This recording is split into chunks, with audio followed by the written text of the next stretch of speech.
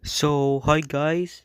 Welcome back sa panibagong video natin, and for today's video is I will be showing you on how you can make your very first millions and grow a garden. And for today's method is we're gonna do the bamboo method.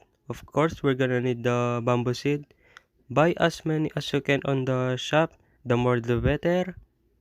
And just go back to your garden and plant all of them. The more you can plant is the better. You can use sprinkler to boost the growth, and you can also use the watering can. And if they are fully grown, don't harvest them yet because we're gonna need mutation to them. The mutation we're looking for is frozen, shock, chilled, and wet. And after you have, if you see that your garden has the mutation, you can go just sell them. So that's it for today's video, guys. Sana may natutunan kayo. Peace out.